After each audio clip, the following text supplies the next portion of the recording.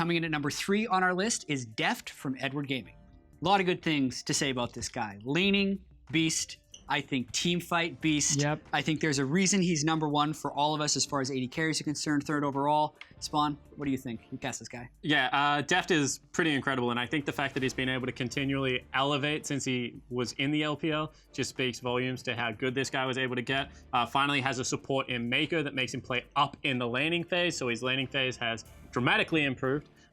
And, you know, he's just all round. He plays hyper carries, he plays laning AD carries, plays utility incredibly well. I actually don't think there's anything this guy doesn't do to an incredibly higher level. Right, I mean, the only criticism or weakness Deft used to have before this season was like the laning phase. He was too passive in the laning phase, it was too easy to kind of push him into tower.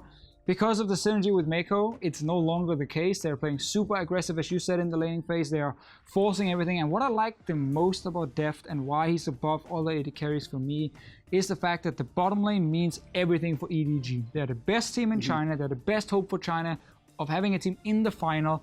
He comes in here and it's about Mako and Deft doing well in the early game, and then of course Clearlove being able to kind of carry the rest of the team towards the late game. That's how they win so many games. So because he's the main carrier of the team, because he's the main star on the team, he deserves to be this high up on this because he's succeeding right now. Yeah, and I think his mechanics in a sense are almost next level, right? The way he has those micro jukes on skill shots, like watching him play Kog'Maw when he's breaking the attack speed cap and still stutter stepping.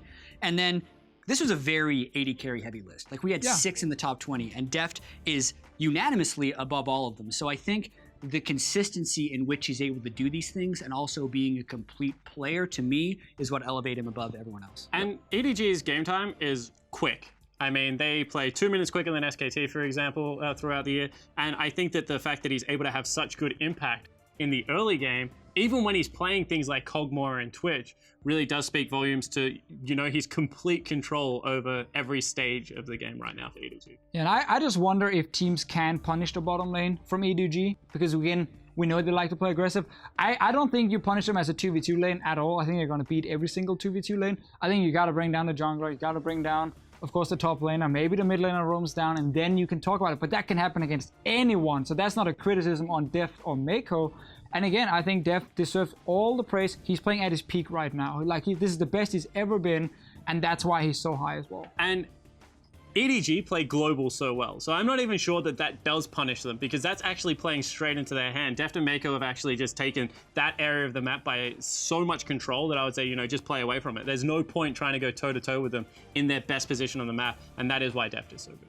Yeah, so pretty much a bunch of praise for Deft. That's going to happen when you're top 3 on our list, the highest ranked AD carry at Worlds, and that'll do it.